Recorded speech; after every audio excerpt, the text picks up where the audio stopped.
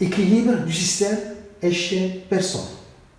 Une personne de masse M égale 80 kg monte le long d'une échelle de longueur L égale 5 mètres, appuyée contre un mur vertical en A. Les frottements sur les murs sont négligeables. Le contact avec le sol horizontal en B, placé à une distance OB égale 2 mètres du mur, se fait avec frottement. Le coefficient de frottement est en K égale 0,3. On donne J égale 10 N par kilogramme. En supposant que le centre d'inertie du système échelle-personne est pratiquement confondu avec le centre d'inertie de la personne. 1. Préciser jusqu'à quelle hauteur la personne peut-il grimper sur l'échelle sans que celle-ci ne glisse. 2. Quelle est dans cette position limite la valeur de l'angle de frottement phi. 3. Comment la personne doit-elle passer l'échelle si elle veut monter plus haut. 1. Jusqu'à quelle hauteur la personne peut-il grimper sur l'échelle sans que celle-ci ne glisse. 1. La hauteur maximale.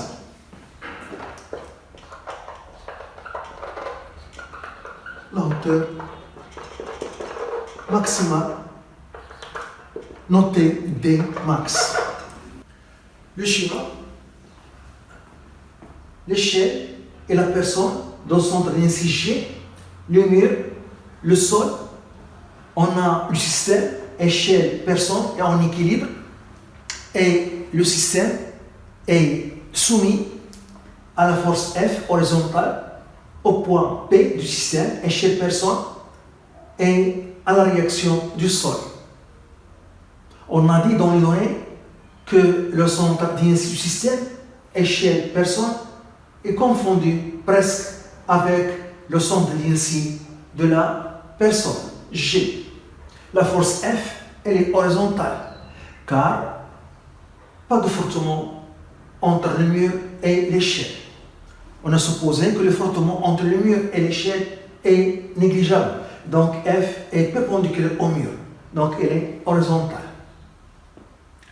L'échelle est en équilibre et le système est en équilibre et il est soumis à 3 forces, F, P et la réaction. Donc, puisque le système est en équilibre, il est soumis à 3 forces, donc les 3 forces sont concurrentes. Ils se coupent en un point. On peut dire que le système est en équilibre, il est soumis à son poids, à la force F, à la réaction R, ou bien le système est en équilibre, il est soumis à 4 forces. En décomposant R en 2 forces, la force tangentielle RT et la force normale Rn. Donc on cherche ici la hauteur maximale que peut atteindre la personne sur l'échelle sans que l'échelle glisse. Donc on doit écrire la condition de non-glissement. On utilise la condition de non-glissement. La condition de non-glissement. Donc le système est en équilibre.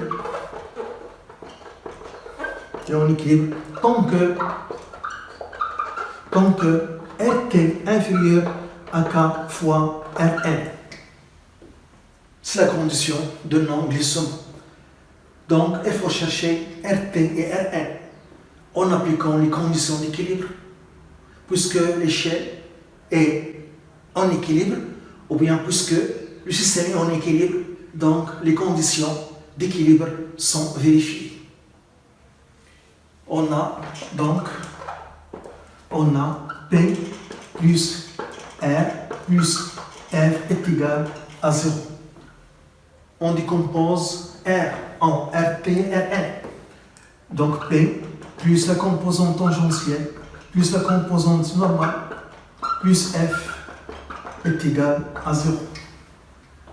Et on fait la projection de cette équation vectorielle sur les axes OX et OY pour trouver RT et Rn. Donc sur OX par projection sur l'axe PX, on a PX plus RTX plus RNX plus Fx est égal à 0. Px, on projette P sur l'axe OX. P est perpendiculaire à l'axe OX. Donc la projection donne un point. L'origine ici, l'extrémité ici. La projection orthogonale. Donc Px est égal à 0. Car P, le vecteur force P est perpendiculaire à l'axe X. Rtx, la projection dans toute la longueur sur l'axe X. Mais Rtx et I ont des sens opposés. Donc la coordonnée Rtx est négative. Donc c'est moins Rt. En considérant Rt positif, et ce moins si de la coordonnée Rtx. Rnx, on projette le vecteur force ou bien la composante Rn sur l'axe OX. Rn est perpendiculaire à l'axe X. Donc la projection donne un point. L'origine ici, l'extrémité ici. Donc c'est 0. Plus 0. Plus Fx. On projette le vecteur force F sur l'axe X. La projection dans toute la longueur. Et F et I en même sens. Donc Fx est positif. Donc plus F est égal à 0. Donc F égale RT. Donc il faut chercher F pour trouver RT et Rn pour appliquer la condition de non-glisson. Pour trouver Rn, on fait la projection sur l'axe Y. Donc sur OY, la projection de cette équation vectorielle. Donc on a PY plus RTY plus RNY plus FY est égal à 0. PY, c'est la projection de P sur l'axe OY. C'est l'axe OY, c'est l'axe OY. Donc la projection dans toute la longueur. P. Mais P, le vecteur force P et J ont les sens opposés. Donc PY est négatif. Donc c'est moins MJ, moins de la coordonnée, et MG c'est positif, M positif, G positif. Plus RTY, le vecteur force RT est perpendiculaire à l'axe Y. Donc la projection donne un point, donc c'est 0. RNY, on projette la composante Rn sur l'axe Y, la projection dans toute la longueur. Et le vecteur, ou bien la composante Rn et G en même sens. Donc RNY est positif. Donc c'est Rn. Plus FY, on projette le vecteur force F sur l'axe Y. F est perpendiculaire à l'axe Y. Donc la projection dans 0 est égale à 0. Donc on trouve Rn est égal à 1 fois J. Pour trouver Rt qui est égal à F, on applique la deuxième condition d'équilibre. La deuxième condition d'équilibre, la somme des moments des forces appliquées est nulle. Puisque l'échelle est en équilibre, puisque le système est en équilibre, donc la somme des moments de toutes les forces appliquées est nulle. C'est la deuxième condition d'équilibre. Ça, c'est la première condition d'équilibre. La deuxième condition d'équilibre, la somme des moments de toutes les forces appliquées au système est nulle, car l'échelle ou bien le système est en équilibre. Donc la première condition d'équilibre a donné F est égal à RT et Rn est égal à G. Et puisque le système est en équilibre, donc la deuxième condition d'équilibre est vérifiée. La deuxième condition d'équilibre, la somme des moments de toutes les forces appliquées au système est nulle. Donc, la deuxième condition d'équilibre, le moment de poids P par rapport à delta plus le moment de R par rapport à delta plus le moment de F par rapport à delta est égal à 0. On calcule les moments par rapport à une droite, par rapport à un axe, et on choisit l'axe passant par B pour éviter le moment de R, car R est une force inconnue. On cherche RT. Donc, on choisit un axe de rotation, delta, en calculant les moments par rapport à un axe delta passant par le point B qui coupe R pour avoir le moment de R est égal à 0. Pour éviter le moment de R qui est une force inconnue. Donc avec ce choix, le moment de R est égal à 0, car R coupe l'axe delta. Donc le moment de poids P est égal. On choisit un sens positif arbitraire et on voit que la force P tend à faire tourner le système dans le sens négatif. Donc le moment de poids P est négatif. Donc moins P fois la distance entre la droite d'action de P et delta. La distance entre delta et la droite d'action de poids P, c'est sa distance. Ici, un angle droit. C'est ça, la distance qu'on cherche entre la droite d'action de P et l'axe delta, qui est le côté opposé de cet angle noté alpha, qu'on note alpha. Donc, on va introduire cet angle au début. Donc, c'est P, PCM fois J, et la distance entre delta et la droite d'action de P, c'est le côté opposé de l'angle alpha, qui est égal à l'hypoténuse fois sinus alpha. L'hypoténuse, c'est BG. Donc, BG fois sinus alpha, plus 0, plus le moment de la force F. La force F tend à faire tourner le système dans le sens positif. Donc, son moment est positif. Donc, plus, elle est égale à F fois la distance entre delta et la droite d'action de F. La droite d'action de la force F, la distance entre la droite d'action de la force F et delta, c'est ça delta. Ici, un angle droit, c'est la distance entre la droite d'action de F, et delta, qui est cette distance, qui est le côté adjacent de l'angle alpha. Ici, on a l'angle alpha aussi. Donc, cette distance qu'on cherche ici, c'est le côté adjacent de l'angle alpha, qui est égal à l'hypoténuse, qui est L, l'angle de l'échelle, fois cosinus alpha. Donc, L fois cosinus alpha est égal à 0. On cherche F. Donc, F fois L, cosinus alpha, est égal à M fois G, BG, sinus alpha. Ce qui donne F égale M fois G fois BG sur L fois tangente alpha. Sinus sur cosinus, c'est tangente alpha. CRT, F, CRT. Donc, on a RT est égal à M fois G fois BG sur L fois tangente alpha. Et on a la condition de non-glissement. C'est que RT inférieur à K, le coefficient de photon fois Rn.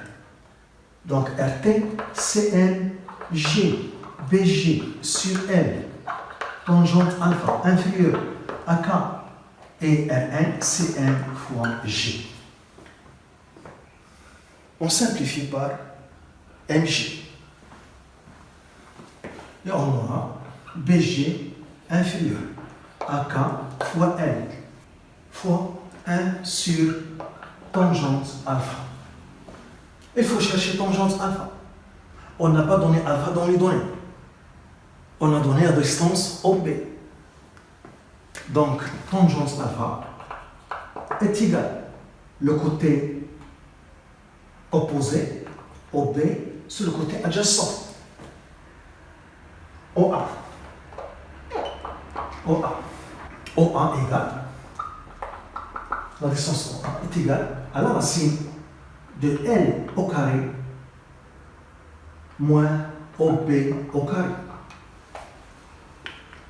Tangente alpha est égal OB sur OA, le côté opposé sur le côté adjacent, OA. Et OA, on calcule OA en utilisant le théorème de Pythagore. On a ici un triangle rectangle, ici l'angle droit, Donc L au carré est égal à OA au carré plus OB au carré. Ce qui donne OA est égal à la racine de L au carré moins OB au carré. Et je remplace ici OA par son expression. Donc, tangente alpha est égal à OB sur la racine de L au carré moins OB au carré. Et je reviens à la condition de non-glissement. Donc, BG inférieur à K fois L fois l'inverse de tangente alpha. L'inverse, c'est la racine de L au carré moins OB au carré sur le dessous sur OB. Sur OB. Que je peux l'écrire de cette façon, BG inférieur à K fois L, et j'élève OB au carré, et je viens l'introduire dans la racine. Donc j'aurai L au carré sur OB au carré moins 1. Et c'est ça, D max. Donc B maximal, c'est K fois L fois la racine de L au carré sur OB au carré moins 1. Donc il y a cette condition, donc BG inférieur à D max. Avec D max, c'est ce produit. On calcule D max. Donc D max égale D max égale K 0,3 L 5 la racine, donc 5 au carré 25 OB au carré, donc fois OB c'est 4 au carré moins 1. Donc on trouve la hauteur maximale de la personne sans que l'échelle glisse. On trouve la valeur 3,44 mètres. 3,44 mètres. Donc c'est la hauteur maximale sur l'échelle que peut atteindre la personne sans que l'échelle glisse. Deuxièmement, l'angle de frottement phi. L'angle de frottement phi. C'est ça l'angle de frottement ici. C'est l'angle entre la réaction R et la composante normale, Rn. Donc, on voit sur le schéma que tangente phi est égale. Le côté opposé, c'est le côté adjacent. Le côté opposé, c'est RT. Donc, RT sur Rn.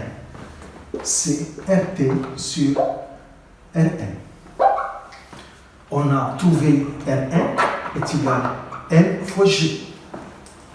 RT, on a aussi trouvé RT.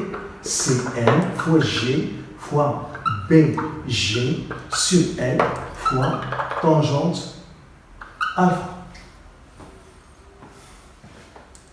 Donc, il est égal, RT est égal, donc N fois G, BG sur L et tangente alpha. Nous avons dit, c'est le côté opposé, sur le côté adjacent, OB sur la racine de L au carré moins OB au carré.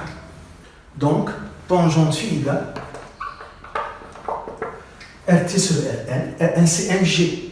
Donc, on simplifie par Mg.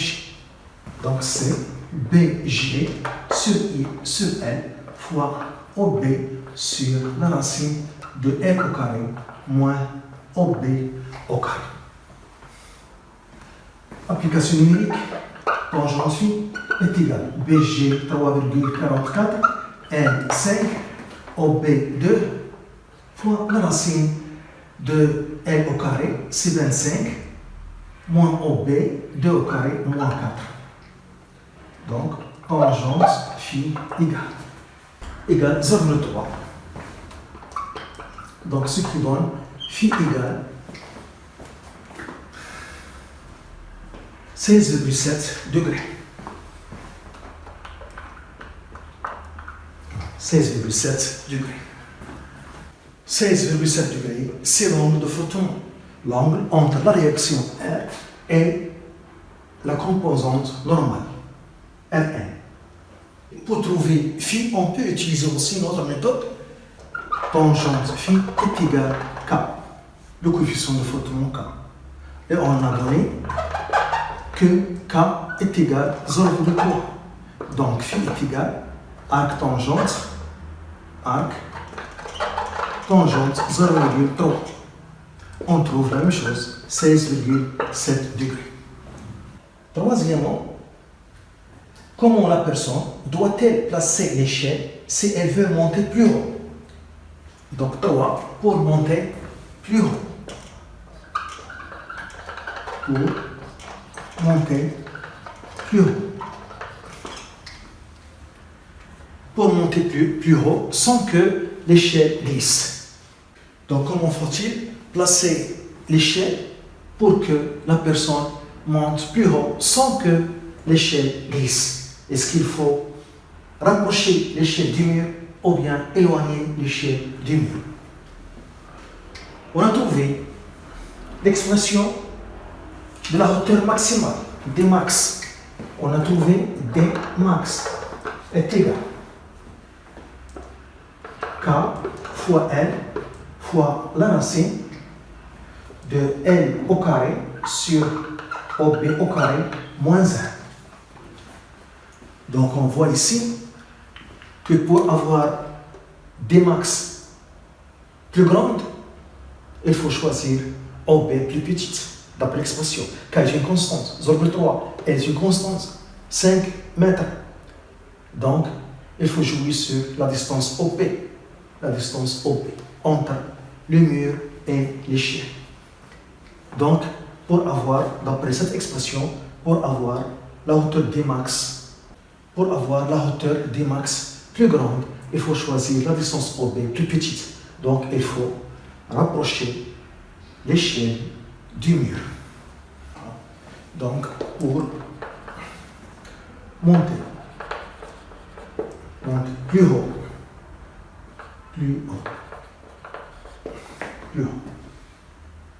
il faut choisir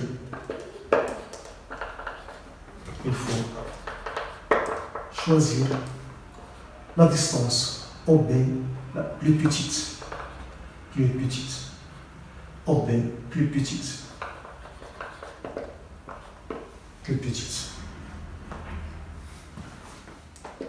Donc on rapproche l'échelle du mur.